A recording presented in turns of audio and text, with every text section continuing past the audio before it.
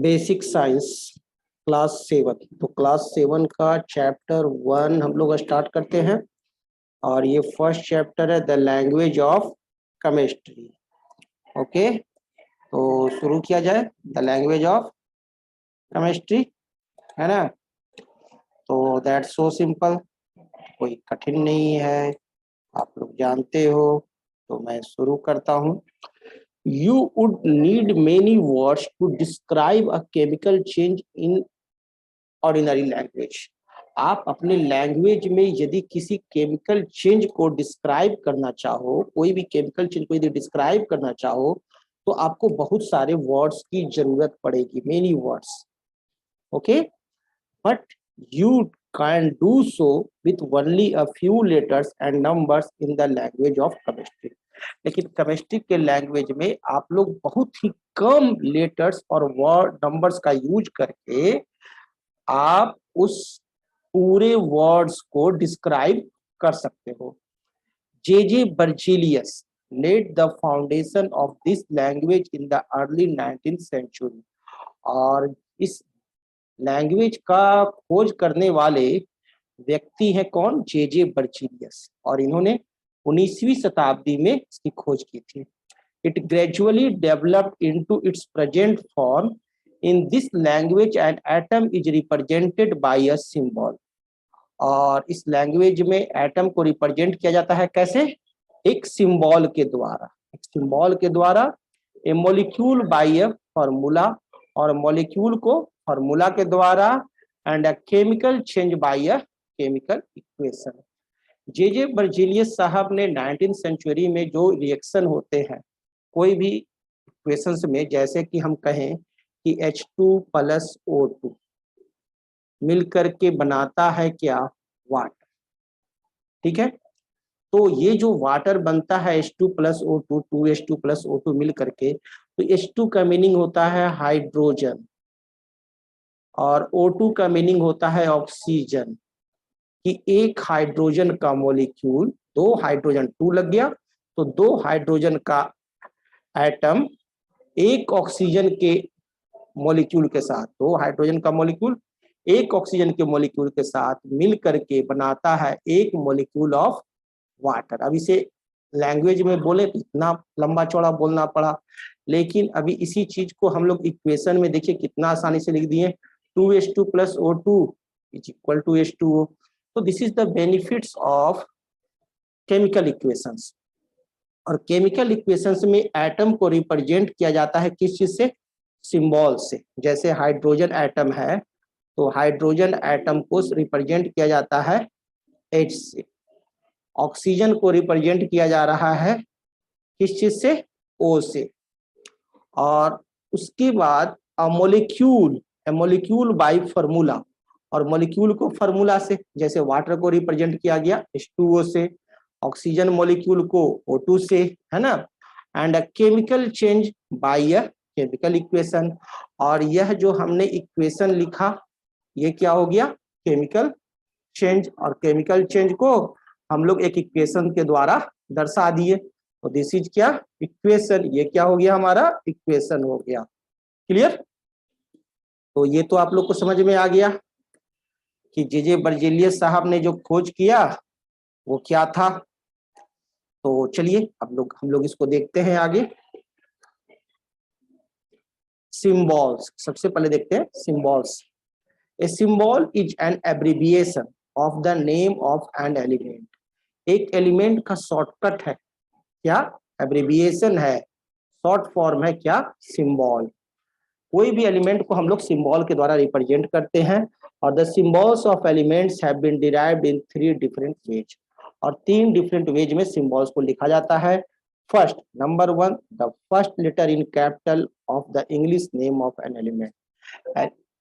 Element का जो English name होता है ना, उसके फर्स्ट लेटर से भी कुछ एलिमेंट्स के सिंबल बनते हैं। जैसे देखिए हाइड्रोजन, हाइड्रोजन का सिंबल होता है H। बोरोन, बोरोन का फर्स्ट लेटर क्या है? B, इसका सिंबल हो गया B। कार्बन, कार्बन का सिंबल क्या होगा? कार्बन का फर्स्ट लेटर है C, इसका सिंबल हो गया C। नाइट्रोजन, नाइट्रोजन का फर्स्ट लेटर क्या है? N, symbol N। इसी प्रकार से ऑक्सीजन का सिंबल O, फ्लोरीन का सिंबल F, फास्फोरस का सिंबल P और सल्फर को हम लोग S से डिनोट करते हैं। यानी कहने का अर्थ है जब मैं O बोलूंगा तो आप समझ जाइएगा ऑक्सीजन एलिमेंट, जब मैं F बोलूं तो आप समझ लो कि फ्लोरीन एलिमेंट, और फास्फोरस के लिए हम लोग कौन सा सिंबल यूज करते हैं?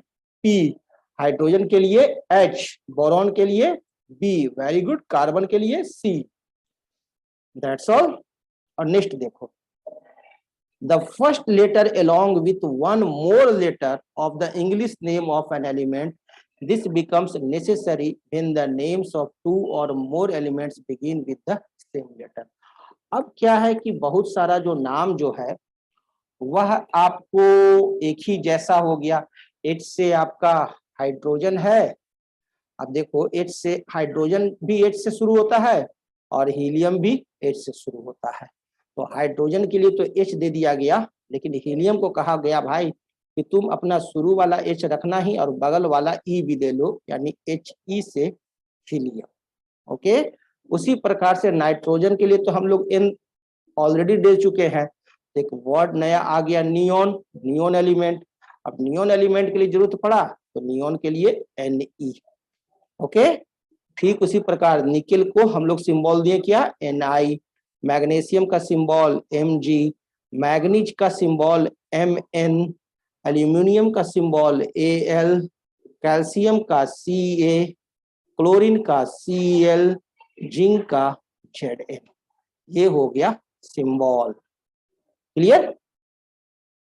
आगे देखा जाए, ये तो समझ में आ रहा है कि क्या क्या रूल्स से सिंबल को बनाया जा रहा है। ये तो अभी जो देखे सब इंग्लिश नेम के अनुसार था, है ना।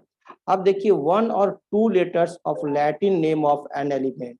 अब लैटिन नेम ऑफ एलिमेंट के एक दो नाम, एक या दो लेटर से भी कुछ वर्ड को, कुछ एलिमेंट्स को सिंबॉलिज्म बनाया गया। जैसे सोडियम, सोडियम का सिंबल SO नहीं है, S नहीं है, इसका नाम जो है लैटिन नेम होता है सोडियम का नेट्रियम। इंग्लिश नेम सोडियम लेकिन लैटिन नेम नेट्रियम, इसलिए इसका सिंबल हो गया Na। इसका जो सोडियम का जो सिंबल बना है वो किससे बना है? लैटिन नेम से। उसी प्रकार पोटेशियम का सिंबल होता है कैलियम नामक, लैटिन में होता है, तो सिंबल हो गया क्या? K। क्लियर? आयरन का सिंबल हो जाएगा फेरम, Fe। कॉपर का सिंबल हो गया क्यूप्रम से Cu। अर्जेंटम, अर्जेंटम के लिए हो गया Ag, और अर्जेंटम लैटिन नेम है किसका? सिल्वर का, सिल्वर का लैटिन नेम है अर्जेंटम। और उसी प्रकार से टीन का लैटिन नेम है स्टेनम, इसलिए इसका शॉर्ट फॉर्म हो गया Sn। तो ये याद करना पड़ेगा। गोल्ड का आयूरम Au, लेड का प्लम्बम Pb और मरकरी का हाइड्रागायरम लैटिन नेम है Ag। अब बात रहा कि याद क्या करना पड़ेगा, तो ये लैटिन नेम आपको याद नहीं करना है, आपको याद रखना है क्या? सिर्फ सिंबल कि सोडियम का सिंबल होता है Na, पोटेशियम का सिंबल K, आयरन का Fe, पूछा जाएगा आपको बताना है, कॉपर का Cu, सिल्वर का Ag, टीन का Sn, गोल्ड का Au, लेड का Pb और मरकरी का सिंबल क्या होता है? Hg। तो ये जितने भी सिंबल मैंने बताए सारे सिंबल आपको याद करने होंगे। ये आप ध्यान दे करके आप सिंबल याद करोगे। क्लियर? ये पूरा सिंबल आपको याद रखना है एक। क्लियर? सेकंड, आपको यह सिंबल याद रखना है। तो आपसे अगर पूछा जाए कि कार्बन का सिंबल तो बता देना है C, और अगर पूछा जाए कैल्शियम का सिंबल तो बोल देना है Ca। ओके, तो सिंबल आपको याद करना होगा, इसमें कोई हेल्प नहीं कर सकता है। और चलिए अब आगे देखते हैं, नेक्स्ट पेज में आते हैं। ये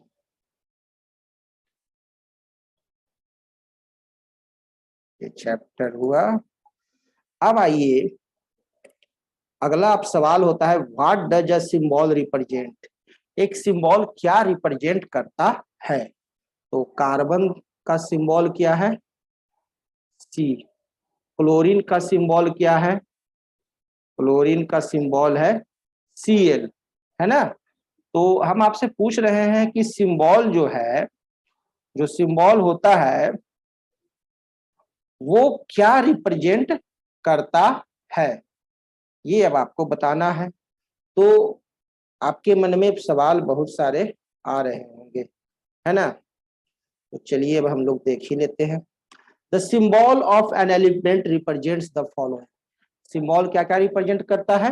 फर्स्ट, पहला, an element in a particular, एक पार्टिकुलर एलिमेंट को रिप्रेजेंट करता है। जैसे सी कार्बन जो है, सी रिप्रेजेंट कर रहा है किसको? कार्बन को, और Cl रिप्रेजेंट कर रहा है कि क्लोरीन एलिमेंट को। यह एलिमेंट को रिप्रेजेंट करता है, ठीक है। For example, you know that the symbol of sodium is Na and that of chlorine is Cl. So instead of saying that the compound common salt is made up of the elements sodium and chlorine, you can say that it is made of sodium, Na and chlorine.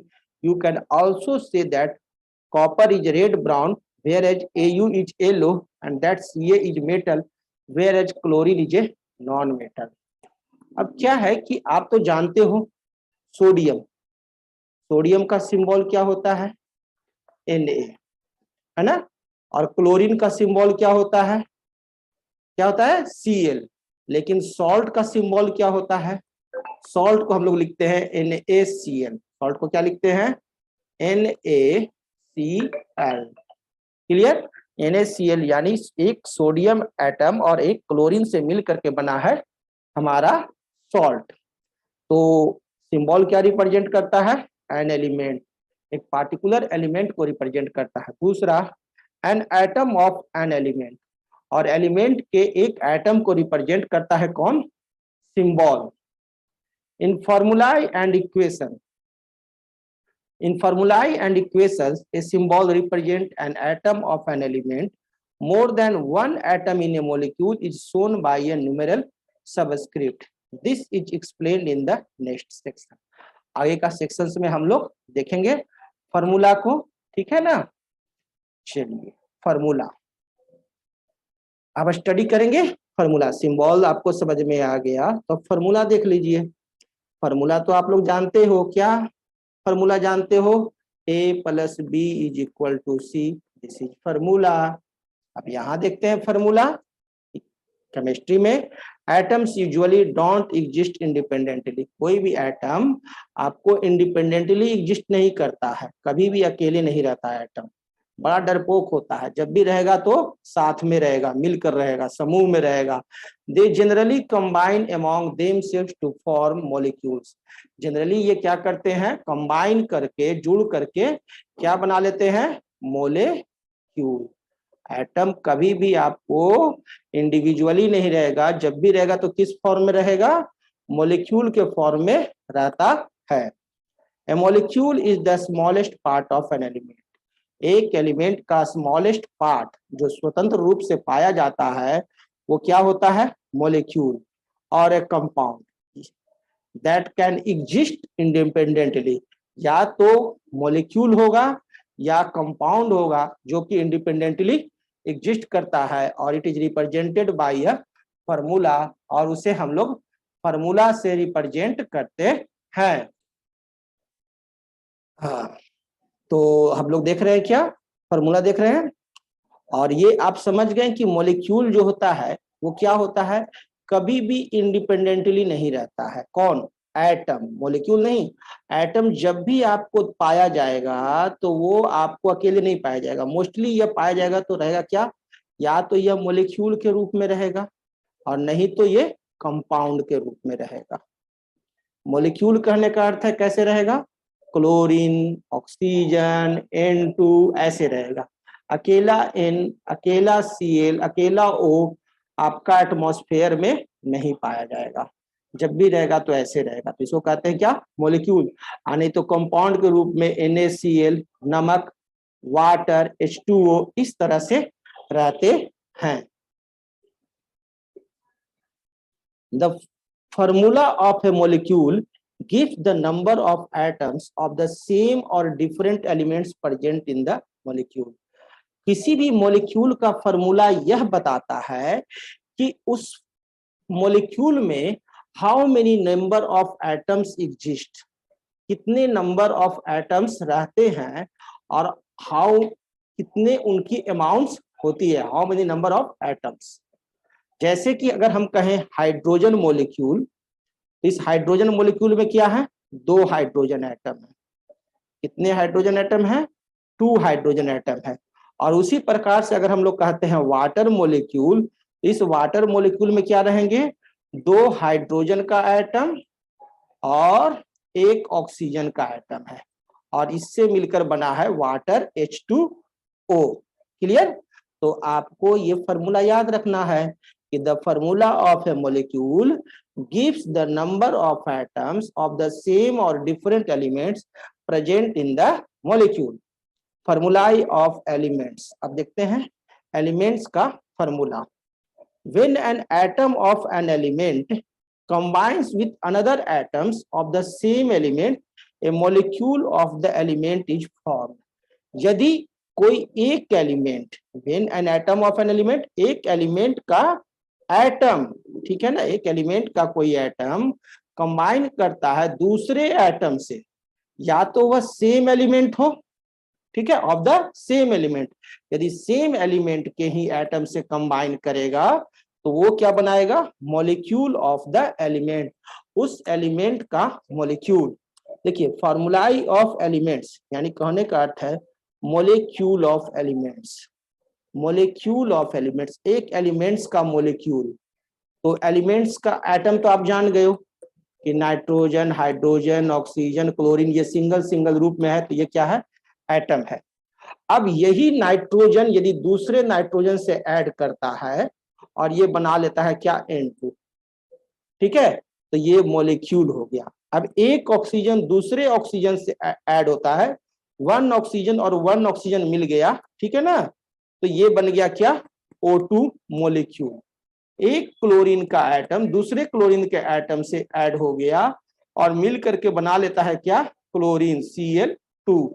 Clear. तो ये क्या हो गया, example हो गया molecule of elements का। समझ गया। तो मॉलिक्यूल ऑफ एलिमेंट सबको समझ में आ गया। तो ये डिफिनीशन याद रखना, when an atom of an element combines with another atoms of the same element, A molecule of element is formed. ये डिफिनीशन याद रखना है। दूसरा यहाँ पर आपको ये डिफिनीशन याद रखना है। तो डिफिनीशन तो कुछ याद करना ही पड़ेगा, है ना। तो यहाँ आपको समझ में आ गया कि मॉलिक्यूल ऑफ एलिमेंट्स क्या होता है। तो आगे बढ़ते हैं। अब उसी प्रकार से यदि ओजोन है, तो ओजोन जो बनता है वो कैसे बनता है, एक ऑक्सीजन एटम, दूसरा ऑक्सीजन एटम, तीसरा ऑक्सीजन एटम, 3 ऑक्सीजन एटम मिल करके बनाता है O3, और इसको हम लोग कहते हैं क्या, ओजोन। क्लियर। और 2 ऑक्सीजन का एटम मिल करके बनाता है तो उसको कहते हैं O2, और उसको हम लोग कहते हैं ऑक्सीजन गैस, जिसको कि हम लोग श्वास में लेते हैं, है ना, इनटेक करते हैं। तो ये क्लियर हो गया। There are a few highly inactive gases present in very small amounts in the air. और कुछ इनएक्टिव गैसेज यानी कि ऐसे गैस हैं जो कि स्वतंत्र रूप से पाए जाते हैं, वो एक्टिव नहीं है और वो बहुत ही स्मॉल अमाउंट्स में एयर में पाए जाते हैं। दीज गैसेज, ये कौन कौन गैसेज हैं, एक है आपका हीलियम, दूसरा है नियॉन, तीसरा आर्गन, चौथा क्रिप्टन, पांचवा xenon, are called noble gases. ऐसे गैसेज को नोबल गैसेज कहते हैं, NOBL, नोबल, नोबल गैसेज, बड़ा भद्र गैस है, का है कि किसी से रिएक्ट नहीं करता, जब भी पाया जाएगा ना तो स्वतंत्र पाया जाएगा। कौन कौन, He से आपका हीलियम, Ne से नियॉन, Ar से क्या होगा, आर्गन, वेरी गुड, Kr से क्रिप्टन, वेरी गुड, और Xe से जेनॉन।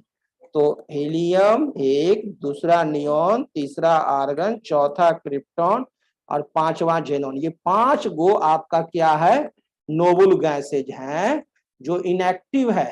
ये क्या है, इनएक्टिव है, ये रिएक्ट नहीं करते हैं। ये ऐसा नहीं है कि एक जेनॉन से दूसरे जेनॉन से मिल करके Xe2 बना देगा, एक He दूसरे He से मिल करके He2 बना देगा, नहीं। ये क्या है, इनएक्टिव गैसेज हैं, नोबल गैसेज जिसे कहते हैं।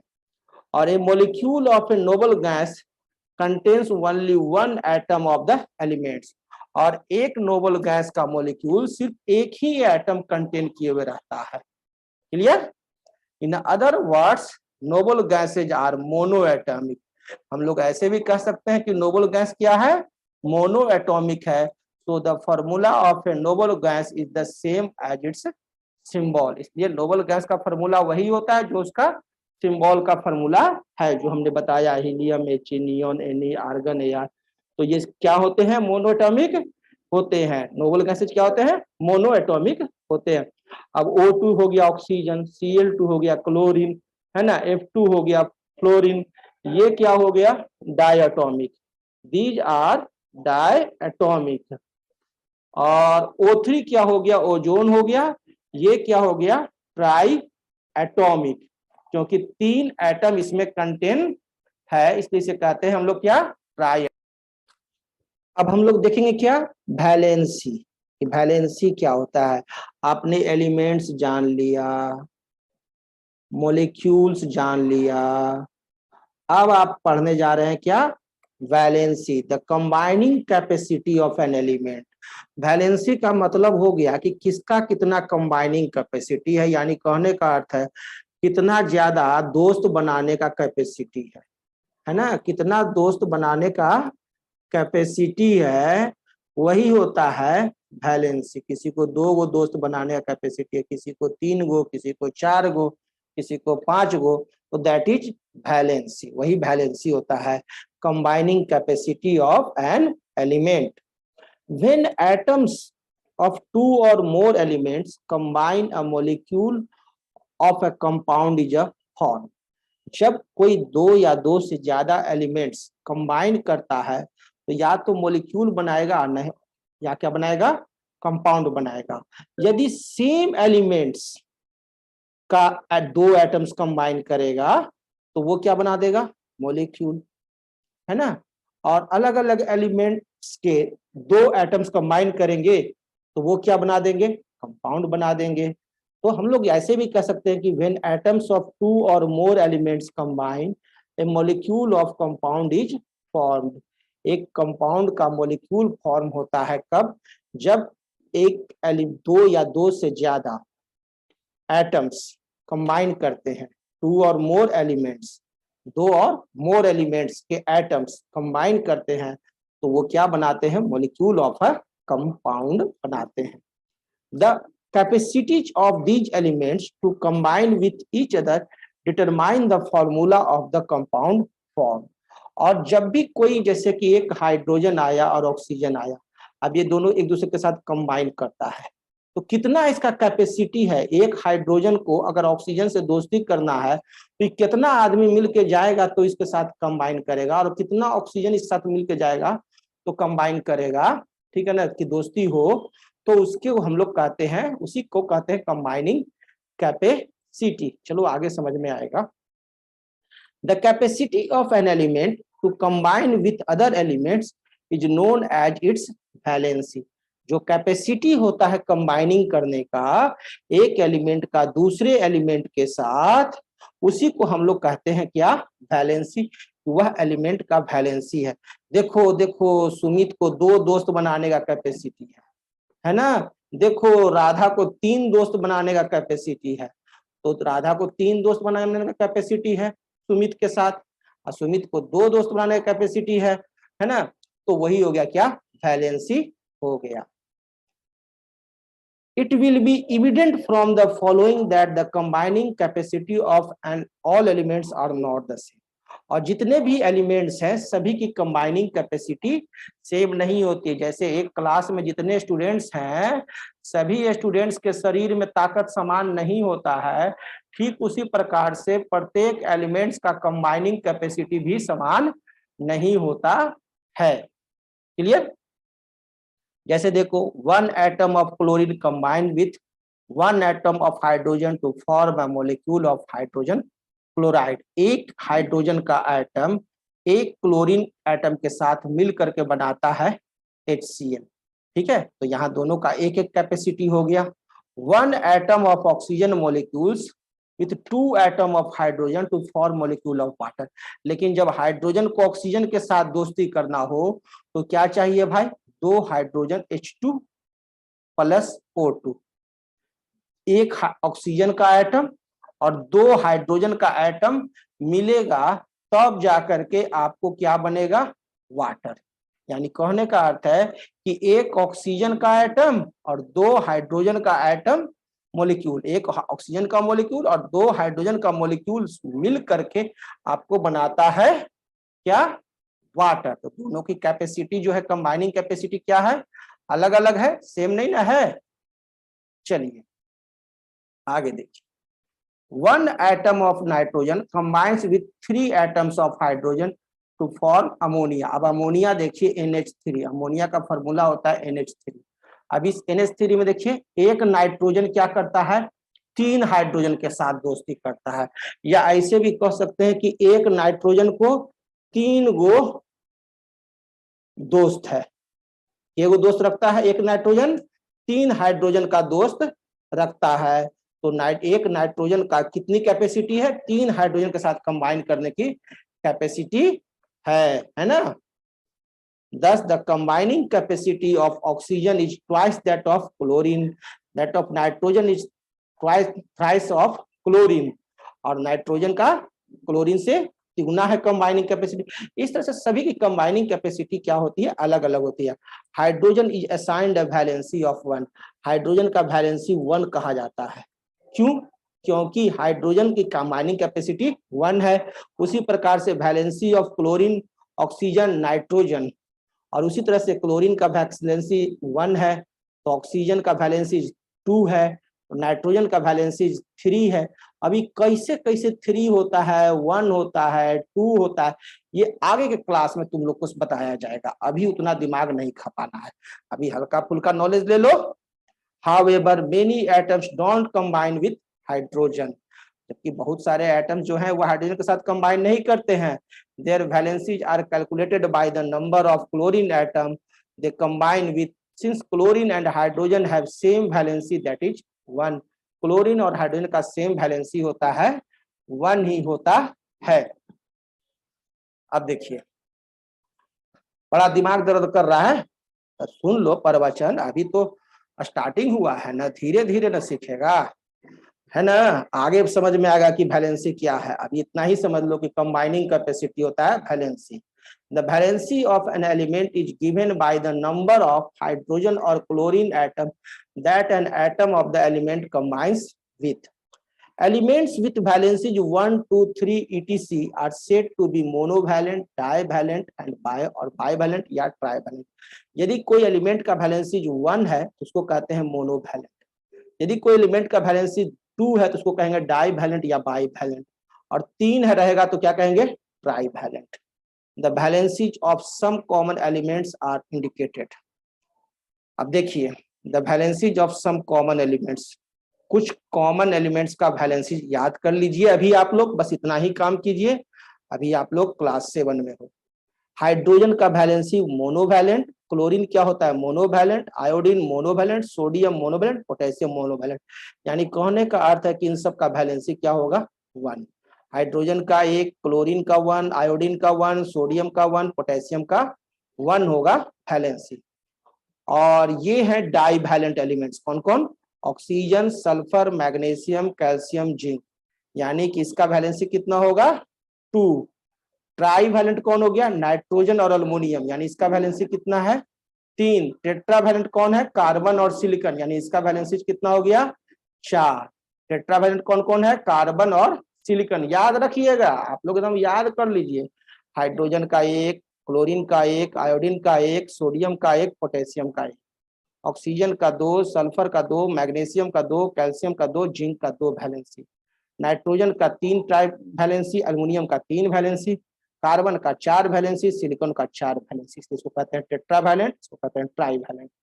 ये आपको याद रखना है, इसमें कुछ दिमाग नहीं लगाना है कि नहीं याद रखना है। क्लियर ना। अब देखिए obtaining the formula of compounds. अब कंपाउंड्स का फॉर्मूला प्राप्त करना। The formula of a binary compound, that is a compound formed by two elements only, is obtained by transposing their valencies. Suppose an element A has a valency Y and element B has valency X, then the compound formed A and B usually have the formula AX BY. मान लो कि A है और B है, दो element है, ठीक है, और A का वैलेंसी है कितना Y, क्लियर, और B का वैलेंसी है कितना X, क्लियर। तो ये दोनों जब कंबाइन करेगा, A और B जब कंबाइन करेगा तो A जो है अपना जो वैलेंसी है वो B को दे देगा, अब B जो है A को दे देगा। यानी कहने का अर्थ है कि A अपना खिलौना Y जो है ये किसको दे दिया, B को, और ये ले लिया कौन, B वाला खिलौना ले लिया कौन, A ले लिया। यानी इसका फॉर्मूला क्या हो जाएगा, AX BY, ये इसका फॉर्मूला हो जाएगा। तो आप लोग देख रहे हो क्या, वैलेंसी और कंबाइनिंग कैपेसिटी है ना। देयर आर सम एक्सेप्शंस, कुछ एक्सेप्शंस भी है, जैसे कि H2O2 in which the numeral subscription are not divided by the common factor. चलो इन सब चीजों को बाद में देखना, अभी उतना दिमाग लाल नहीं करना है ना, कोई टेंशन अभी नहीं है, वैलेंसी समझ गए। अब क्या करो कि the formula of some common compounds, कुछ कॉमन कंपाउंड्स का फॉर्मूला आपको याद कर लेना है, कुछ नहीं, बस सीधा H2O वाटर, वाटर का फॉर्मूला क्या है H2O, सिर्फ फॉर्मूला आप याद करो, HCl hydrogen chloride, NaCl sodium chloride, MgCl2 किसका फॉर्मूला है, मैग्नीशियम क्लोराइड का, कैल्शियम क्लोराइड का फॉर्मूला CaCl2, अमोनिया का फॉर्मूला NH3, मैग्नीशियम ऑक्साइड को हम लोग क्या बोलते हैं MgO, calcium oxide CaO, carbon dioxide CO2। अब यहाँ पर इधर देखो वैलेंसी लिखा हुआ है कि हाइड्रोजन का एक, सोडियम का एक, मैग्नीशियम का 2, कैल्शियम का 2, नाइट्रोजन का 3, मैग्नीशियम का 2, कैल्शियम का 2, कार्बन का 4।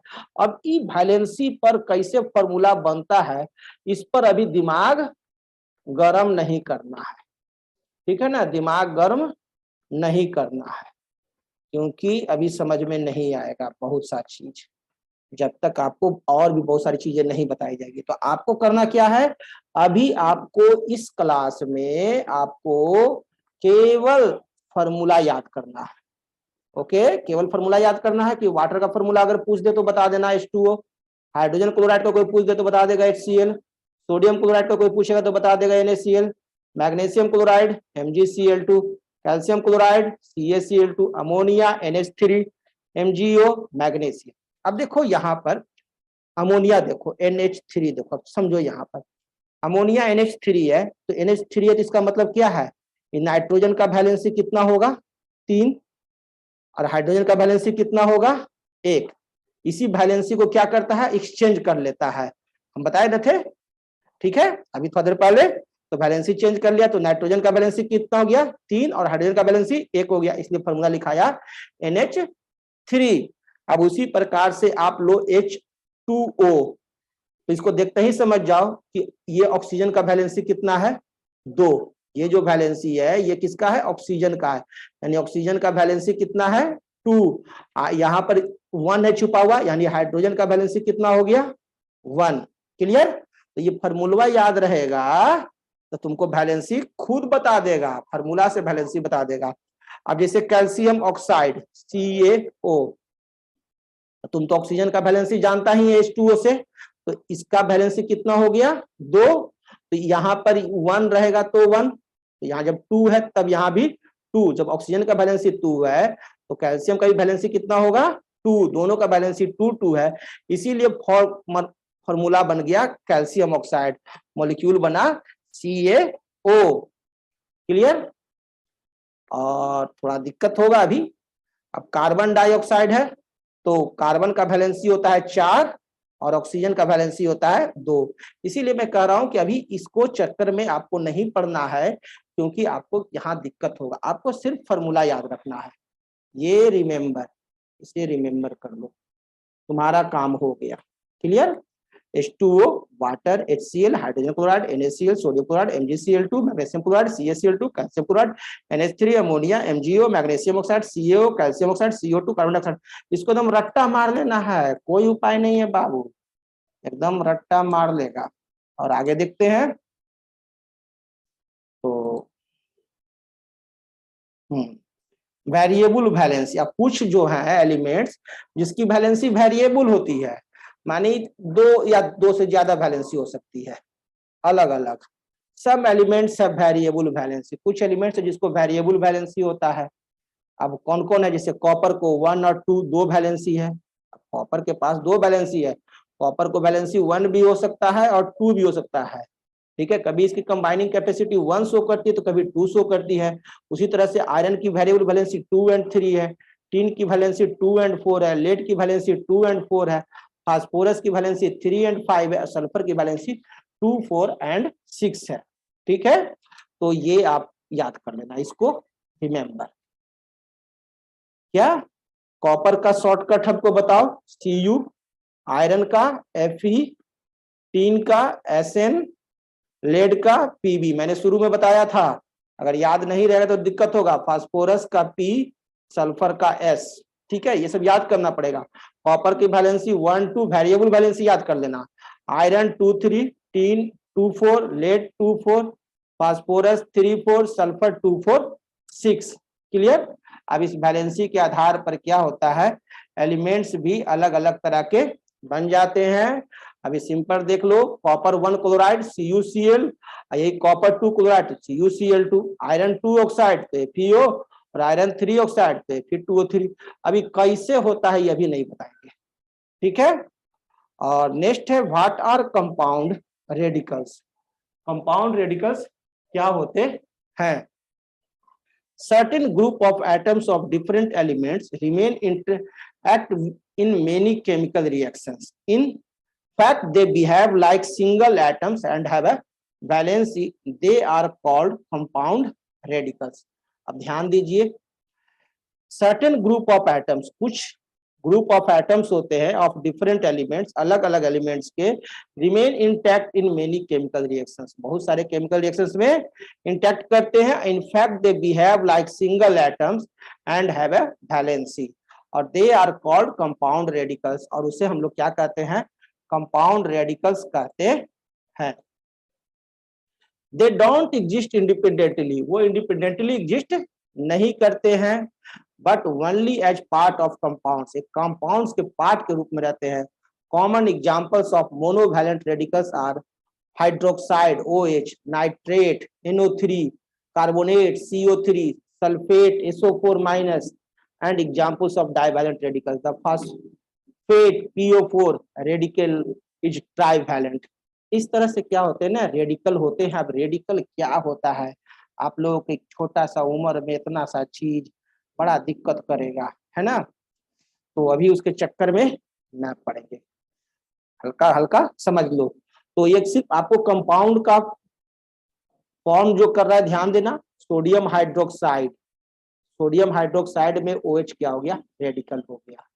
KNO3, यहाँ नाइट्रेट रेडिकल हो गया NO3। NH4 2SO4, NH4 का होल का 2SO4, aluminium sulphate Na2CO3, sodium carbonate HNO3, nitric acid H2SO4, sulphuric acid. अभी आप सिर्फ फार्मूला याद कर लो जितना ये फार्मूला दिया गया। ठीक है ना, ये नेम और फार्मूला, नेम और फार्मूला आपको सिर्फ अभी याद कर लेना है कि सोडियम हाइड्रोक्साइड का NaOH, potassium nitrate KNO3, ammonium sulphate NH4 का whole 2SO4, Na2CO3, nitric acid और सल्फ्यूरिक एसिड H2SO4। इसके बाद आपका रहता है क्या? Chemical equations. तो केमिकल इक्वेशंस तो मैंने शुरू में ही डिस्क्राइब किया था। केमिकल इक्वेशंस क्या होता है? A chemical change is represented by an equation called a chemical equation. कोई भी केमिकल चेंज जो होता है उसे हम लोग एक इक्वेशन के द्वारा रिप्रेजेंट करते हैं, जिसे कि कहते हैं केमिकल इक्वेशन। जैसे C+O2 मिलके बनाया CO2, तो इसे हम लोग कहेंगे केमिकल इक्वेशन, क्या कहेंगे, केमिकल इक्वेशन कहेंगे। और इसमें C+O2 जो है रिएक्टेंट्स हो गया, और यह इसका प्रोडक्ट हो गया CO2। कि कार्बन और ऑक्सीजन मिला तो कार्बन डाइऑक्साइड बन गया। जैसे कि पानी और चावल मिल करके अब बन गया क्या, भात, है ना, तो केमिकल रिएक्शन हो गया। H2+O2 मिल करके बना दिया H2O, तो दिस इज केमिकल इक्वेशन। यही होता है आपका केमिकल इक्वेशन। और रिएक्टेंट्स कौन होते हैं, जो भाग लेते हैं रिएक्शन में, और दिस इज द प्रोडक्ट, और ये हो गया प्रोडक्ट। रिएक्टेंट आपका लेफ्ट साइड में रहेगा LHS, और प्रोडक्ट्स जो रहेंगे वो राइट हैंड साइड में रहते हैं RHS। Clear? The substance that react among themselves are called reactants and those that are formed are called products। और जो फॉर्म करते हैं, जो बनते हैं, उसे हम लोग क्या कहते हैं, प्रोडक्ट्स कहते हैं। Remember that no atoms are lost or gained in a chemical reaction। किसी भी केमिकल रिएक्शन में ना तो एटम का लॉस्ट होगा और ना ही कोई नया एटम गेन होगा। जितना एटम रहेगा उतना ही एटम प्रोडक्ट्स में रहेगा, जितना रिएक्टेंट में रहेगा उतना ही उसका प्रोडक्ट होगा, ना तो एटम का लॉस होगा और ना ही गेन होगा। So the number of atoms of each element on the reactant side must be the same as that of the product side। इधर रिएक्टेंट साइड में जितना नंबर कार्बन का रहेगा उतना ही नंबर प्रोडक्ट में रहेगा, जितना नंबर आपका रिएक्टेंट में ऑक्सीजन रहेगा उतना ही नंबर प्रोडक्ट में रहेगा। यानी रिएक्टेंट साइड में नंबर ऑफ एटम्स और प्रोडक्ट साइड में नंबर ऑफ एटम्स इक्वल रहते हैं, चाहे मॉलिक्यूल कोई भी फॉर्म करे या कोई भी मॉलिक्यूल रिएक्ट करे। क्लियर? तो an equation satisfying this rule is called a balanced chemical equation। और वह इक्वेशन जो कि इस रूल को सेटिस्फाई करता है उसे कहते हैं बैलेंस्ड केमिकल इक्वेशन। जैसे कि हम लिखते हैं C+O2, कार्बन प्लस ऑक्सीजन मिल करके बनाया कार्बन मोनोऑक्साइड। ठीक है, लेकिन यहाँ क्या है कि आप देखो ये बैलेंस्ड नहीं है। क्यों? क्योंकि इस साइड में 2 ऑक्सीजन है और इधर क्या है, 1 ही ऑक्सीजन है। तो हम नीचे साइड में 2 नहीं दे सकते हैं, ठीक है ना, नीचे साइड में हम लोग 2 नहीं दे सकते हैं। हम लोग 2 कहाँ देंगे, आगे दे सकते हैं बैलेंस करने के लिए। तो 2CO लिख दिए, तो कार्बन कितना हो गया, 2 हो गया। तो इधर भी हमको 2 करना पड़ेगा। तो आप देखो 2C इधर भी हो गया, 2C इधर भी हो गया, ऑक्सीजन का 2 एटम इधर भी हो गया और ऑक्सीजन का 2 एटम इधर हो गया। तो ये जो फॉर्मूला है ये बैलेंस्ड केमिकल इक्वेशन का फॉर्मूला है। उसी प्रकार से अगर आप लिखते हो H2+Cl2 और ये बनाया क्या HCl, ठीक है, हाइड्रोजन क्लोराइड।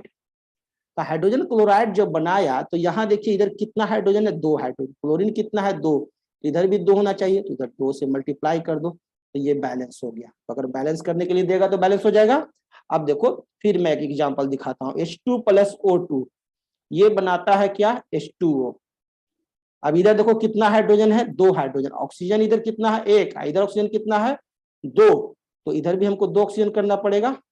इधर हम 2H2O कर दिए तो ऑक्सीजन कितना हो गया 2, तो यहाँ भी ऑक्सीजन 2, लेकिन हाइड्रोजन कितना हो गया 2 दूना 4, 2 × 2 4 हो गया, तो इसको भी 2 कर दो, 2 × 2 हो गया 4, बैलेंस हो गया।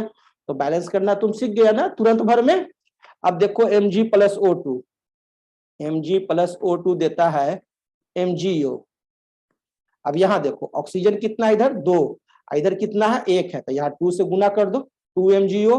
तो मैग्नीशियम भी तो यहाँ 2 हो गया, तो इसको भी 2 से इधर गुना कर दो, हो गया बराबर। अब इधर भी देखो 2 Mg, इधर भी देखो 2 Mg, इधर भी O2, इधर भी 2O। ठीक है, कभी भी तुम बैलेंसिंग में ऐसे इधर 2 नीचे में नहीं लिखना, ठीक है ना, नीचे में नहीं होगा, क्योंकि वो मॉलिक्यूल का, कंपाउंड का रूप ही बदल देगा, वो दूसरा कंपाउंड बन जाएगा। क्लियर? आगे हम मल्टीप्लाई कर सकते हैं, यानी 1 के जगह पर 2 kg चीनी ले लो, वो चलेगा, ठीक है, ये चल सकता है।